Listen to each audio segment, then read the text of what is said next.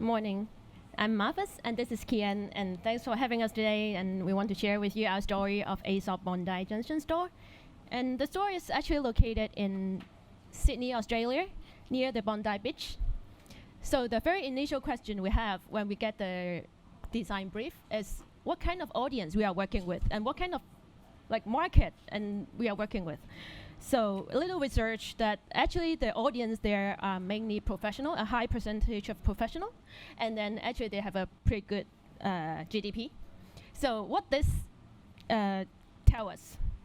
It's a group of very sophisticated intellectual people, and also they are very local Australian. At the same time, they are a group of people who knows the brands very well.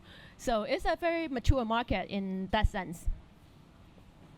So our store is located in the Westville shopping mall, and this is the ambience of the mall that is very high-end and then very bright, with the material that is very luxurious, reflective, and glossy. And the context, basically, like most of the high-end shopping mall, that is very furnished, very complete. And with the corner site like this for us, the initial question is, why don't we ask Google what is a high-end retail design store would look like? Unsurprisingly, here's a very coherent image of a high-end retail design store with the similar type of material palette and then the same kind of lighting effect, and the image is very coherent.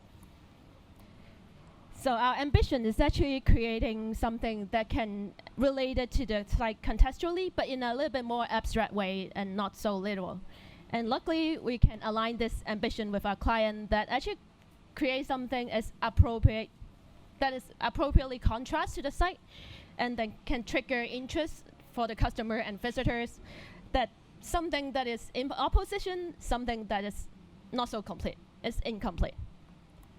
So incompleteness is not uncommon in the art scenes. It's something that people use to trigger imagination, trigger interpretations, and then it's a very engaging way. A very famous, popular image that is a highly crafted horse, half horse, drawing that browse like a lot of different range of interpretations, and then something that is fun to look at, not just a drawing itself. So our question next would be, what is the Australian kind of incompleteness? How then this relate and appeal to our audience? So for the audience in their 80s and 70s, it's very common for them to see a sub-rural urban house in constructions. The wooden framework is something that is always happening next doors, something that they can anticipate whether it's going to be a neighbor with solar panel or a tinted roof glass, something that is in their memory. So we use a local pine timber structural frame as our design language to create our incomplete store. And the refined quality that can echo with the site lies in the details. Basically, all the turning corners, all the intersections are carefully crafted, aligned. And here is a house in constructions inside the high-end shopping mall. And to push beyond the facade, we want it to be not just a house, but something, create a deeper connection to the audience. It's a home. So how can we create that connections? It's something that we play with the layout, program arrangement, and some more like domestic relationship with them.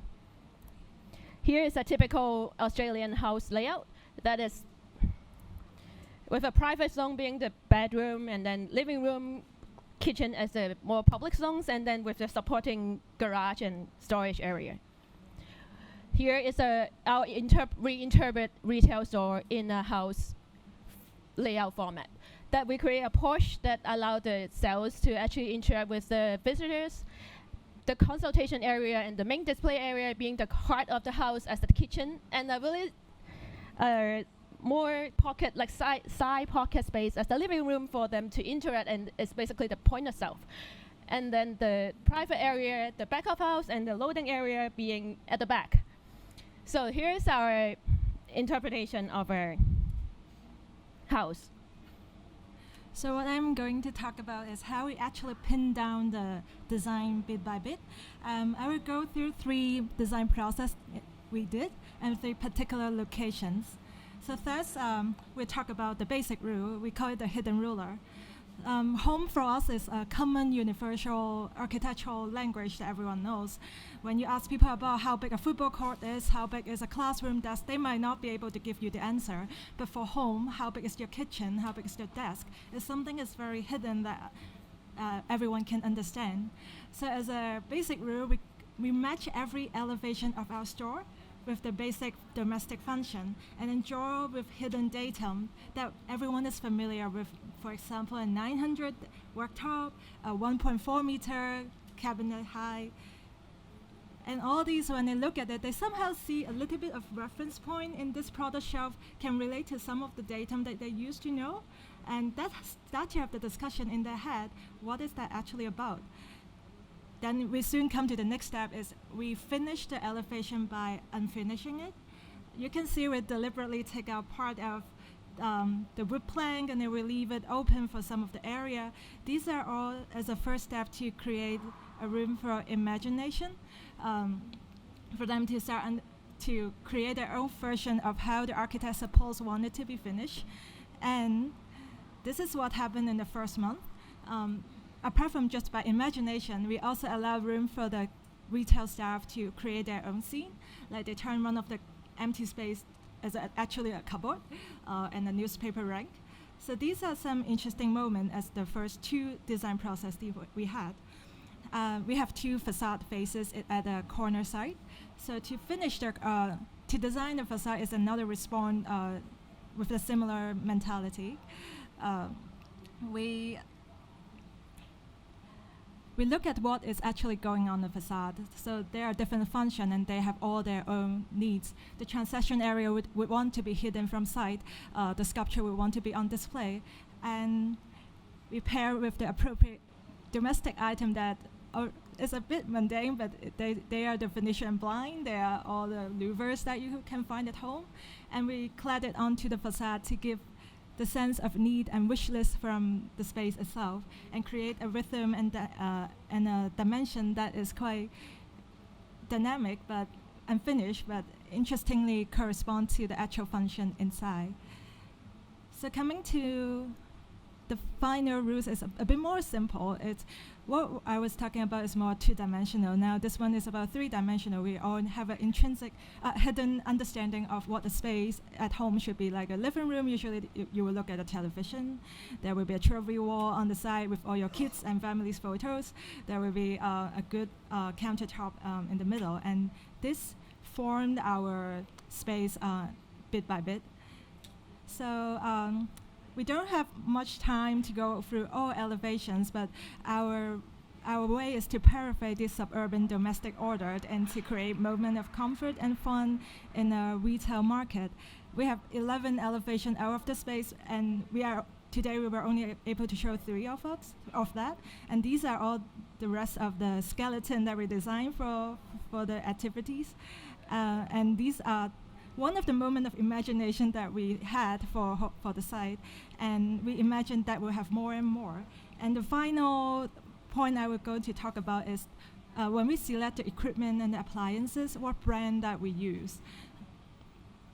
So we decided to go to the most appropriate is to go to the local discount store, find anything that is under $50. So this is the actual selection that our parents, our friends, that they can actually buy from the local hardware store they call Bunnings, and they can buy from there. And so for us, we have a good time. This is a light-hearted challenge for us to that very high refined shopping mall that allows us to have this moments of fun and also give a momentary break when the customer walk through this high-end environment and have a little bit of joyful surprise. Thank you.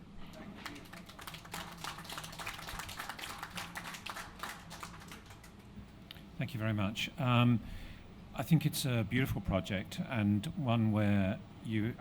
Yeah, I don't actually know the store. but one where you've managed to abstract and raise to a new level this kind of ordinary experience of life and transfer that into what is one of the noisiest experiences one can have in a shopping centre. And the way in which you've used ordinary objects and ordinary life kind of processes and abstracted, I think seems to be very successful. One of the things about the Aesop brand, of course, is that it has this sense of abstraction and sterility or clinic-like quality in which their products are presented to us, as like laboratory items. And so I was interested how you manage this with a client who might wish to push things in that direction. Maybe I share first.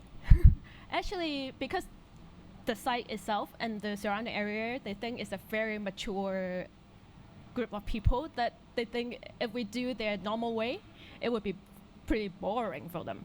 So they want to, like, basically we convince them to push a little bit forward because the audience would be receptive. It would be something that they can probably enjoy, and also because the site itself is the size of it is actually closer to a home scale than their normal store scale. Yeah, right. So that's another opportunity that we think is a good way they can actually experiment. Annabelle? Yes. So my question would be, Aesop, yes, it's a brand that I know very well. I want just to know if they ask you, they give you some frame of I mean, like the company Aesop has some a list of obligation you have to follow, like in terms of shelving and quality of food, as they are using a lot of this kind of yes. Yeah. So that's what I want to know. In which place you have freedom and what you have to follow as rules from their I think demands. as other brands, similarly, they have a design logic that our principle that can work operationally and on a branding level. Like they would tell us there's a belay of flow of how their customer and the staff need to interact. But that is an abstract diagram that it always gives us freedom to reinterpret in the particular site. Like in the home context, how can that customer transaction and circulation flow can work with? And so these are one of the freedom that we have is the spatial organization, as long as it follow the rules of that particular flow system. And Yes. second is about the parameter. Yeah. yes, the shelving and all that sort of things look to be the same in London or anywhere. Do you have like We have kind a of. set of dimensions, like what the product likes to be, how high the shelf Yes. likes to be. But around that, we do you have the can- freedom Yeah. to propose. Yeah. Yes, thank you.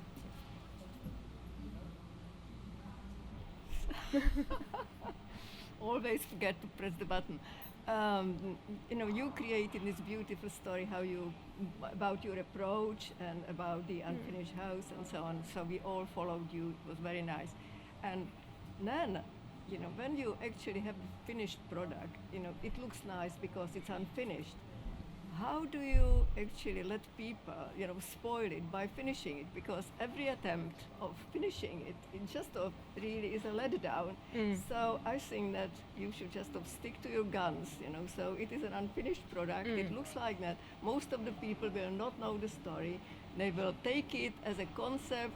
And I've seen so many of these stores because they are just growing like mushrooms after the rain. So, and every single one is different. And you have done a fantastic job, but don't let them finish it. So.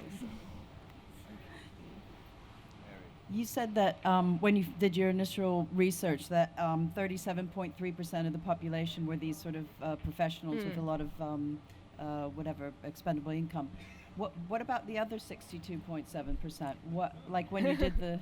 They are all they have a very high percentage of local Australian people in that area actually. So We're That's- just saying the change of Yeah. the demographic pattern.